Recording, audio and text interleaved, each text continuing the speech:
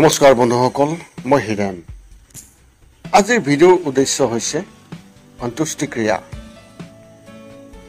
আৰু এই ভিডিঅ'টোৰ জৰিয়তে আপোনালোকে এই অন্ত্যেষ্টিক্ৰিয়াৰ সম্পূৰ্ণ তথ্য আৰু গুৰুত্বৰ সম্পূৰ্ণ কথা আপোনালোকে এই ভিডিঅ'টোৰ জৰিয়তে জানিব পাৰিব, যিটো কাৰণত আপোনালোকে এই ভিডিঅ'টো চোৱাটো অত্যন্ত প্ৰয়োজন। কাৰণ কিয় মানৱ জীৱনত এই অন্ত্যেষ্টিক্ৰিয়া বাধ্যতামূলক।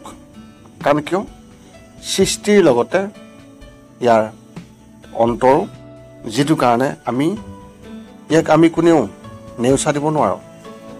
প্ৰথমে মোৰ চেনেলটো আপোনালোকে ছাবস্ক্ৰাইব কৰি ল'ব, যাতে মোৰ পিছৰ ভিডিঅ'বিলাক আপোনালোকে সহজে লাভ কৰিব পাৰে।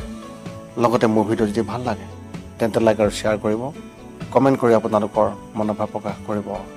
এতিয়া মূল বিষয়তে আজি এই ভিডিঅ'টোৰ উদ্দেশ্য আপোনালোকে নিশ্চয় গম পাইছে যে এই ভিডিঅ'ৰ উদ্দেশ্য হৈছে অন্ত্যেষ্টিক্ৰিয়া। হিন্দু ধৰ্মত মুঠ 16টা সংস্কাৰক বিশেষভাৱে বিবেচনা কৰা হয়, যিবোৰ মানুহৰ মৃত্যুৰ গৰ্ভৰ পৰাই আৰম্ভ হৈ জীৱনৰ প্ৰতিটো গুৰুত্বপূৰ্ণ পৰ্যায়ত আহে। এই অন্ত্যেষ্টিক্ৰিয়া এই 16টা সংস্কাৰৰ ভিতৰত অতি শেষৰ সংস্কাৰ, যিটো কোনো ব্যক্তিৰ মৃতদেহ এৰি যোৱাৰ পিছত, কোনো আত্মাই মৃতদেহ এৰি থৈ যোৱাৰ পিছত সেই মৃতদেহৰ যি শাখা অৰ্থাৎ শৰীৰ, তেওঁৰ পৰিয়ালৰ সদস্যসকলে সেই ব্যক্তিজনৰ অন্ত্যেষ্টিক্ৰিয়া কৰিবলগীয়া হয়। শুনিবলৈ আচৰিত যেন লাগে যদিও সেই ব্যক্তিজনৰ আত্মাৰ শান্তিৰ উদ্দেশ্যে এই সংস্কাৰ কৰাটো অত্যন্ত প্ৰয়োজনীয়। আজি আপোনালোকক এই ভিডিঅ'টোৰ জৰিয়তে এই অন্ত্যেষ্টিক্ৰিয়াৰ যি ৰীতি নীতিৰ বিষয়ে সম্পূৰ্ণ আপোনালোকক জনাবলৈ চেষ্টা কৰিছোঁ, যিটো আপোনালোকে জনাটো অত্যন্ত প্ৰয়োজন। এতিয়া মই আপোনালোকক অতি শেষৰ যি সংস্কাৰ সেই বিষয়ে সম্পূৰ্ণ তথ্য আপোনালোকক এই ভিডিঅ'টোৰ জৰিয়তে আগবঢ়াইছোঁ। এতিয়া আহক এই অন্ত্যেষ্টিক্ৰিয়া কি। যিটো জীৱই এই মৰ্ত্য জগতত জন্ম লৈছে, তেওঁ নিজেই ঈশ্বৰ হ'লেও এদিন চিৰদিনৰ বাবে এই পৃথিৱী এৰি যাব লাগিব। আমাৰ ধৰ্মতত্ত্বত আত্মাক অমৰ বুলি গণ্য কৰা হয়, আনহাতে শৰীৰ মৰ্ত্যলোক। এটা আত্মাই কাপোৰৰ দৰে শৰীৰ সলনি কৰে। শিশুসকলৰ পৰাই সেই আত্মাই প্ৰৱেশ কৰে, বহু পৰ্যায়ৰ মাজেৰে পাৰ হৈ যায়, বৃদ্ধ বয়সত উপনীত হয় আৰু সেই শৰীৰটো অসাৰ হৈ পৰিলে সেই শৰীৰটো এৰি সেই আত্মাই নিজৰ গন্তব্য স্থানলৈ গুচি যায়। ইয়াক মানৱ বলি বুলি অভিহিত কৰা হৈছে। এটা আত্মাই সেই ব্যক্তিজনৰ শৰীৰৰ পৰা ওলাই যোৱাৰ পিছত সেই শৰীৰটোক সেই একেটা পঞ্চভূতৰ লগত একত্ৰিত কৰাটো অতি প্ৰয়োজনীয়, যাৰ পৰা তেওঁৰ শৰীৰ গঠন হৈছিল।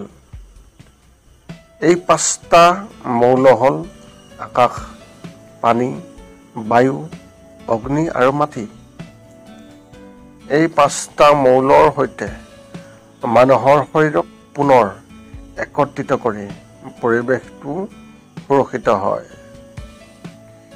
এই সংস্কাৰ কৰাৰ পিছত এজন ব্যক্তি পুনৰ নিজৰ জগতলৈ গুচি যায়, অৰ্থাৎ সেই আত্মাই নিজৰ জগতলৈ গুচি যায়।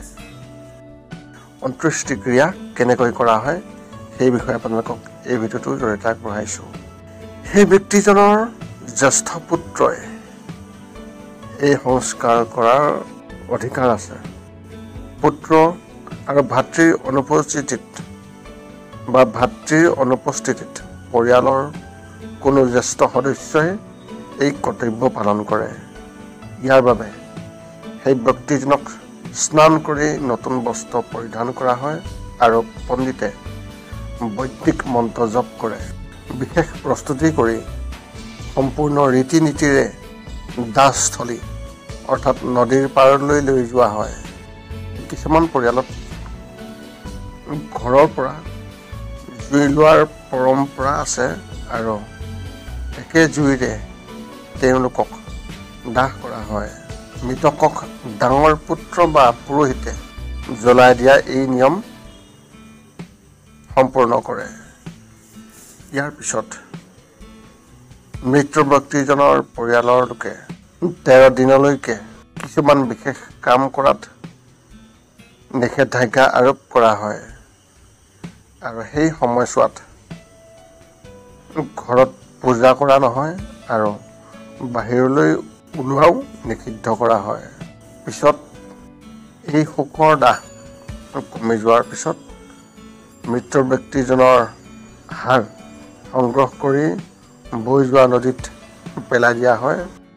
আপোনালোকক এই ভিডিঅ'টোৰ জৰিয়তে উত্তৰ ভাৰতত ইয়াক বেছিভাগেই গংগা নদীত নিক্ষেপ কৰা হয়। এটা আপোনালোকে জানি লওক যে এই অন্ত্যেষ্টিক্ৰিয়াৰ গুৰুত্ব কি। আমাৰ এই শৰীৰ যিহেতু পঞ্চমৌলৰে গঠিত, গতিকে এই সংস্কাৰ ইয়াৰ লগত পুনৰ সংযোগ কৰাৰ উদ্দেশ্যেৰে এই সংস্কাৰ কৰা হয়। ইয়াত জুই জ্বলাই তাৰ এটা অংগ জুইৰ লগত মিহলি হৈ পৰে আৰু পানীৰ এটা অংশ বাষ্প হৈ পানীৰ লগত মিহলি হয়। শৰীৰৰ খালী অংশটো আকাশত মিলি যায়, বতাহৰ লগত মিহলি হৈ সেই ছাই নদীত বৈ গৈ মাটিৰ লগত মিহলি হয়। পৰিৱেশৰ দৃষ্টিকোণৰ পৰা এই কাৰ্য অতি উপযুক্ত। ইয়াৰ লগতে এই সংস্কাৰ পালন কৰি ব্যক্তিৰ আত্মাই শক্তি পায় আৰু এই নতুন শৰীৰত স্থান পায়। অন্যথা শেষৰ এই ৰীতি নীতি অৰ্থাৎ এই যি সংস্কাৰ, ইয়াক নকৰিলে আত্মাই বিচৰণ কৰি থাকে বুলি বিশ্বাস কৰা হয়। এই আছিলে অন্ত্যেষ্টিক্ৰিয়াৰ সম্পূৰ্ণ তথ্য। পুনৰ লগ পাম অন্য এটা ভিডিঅ'ত। আজিলৈ ধন্যবাদ।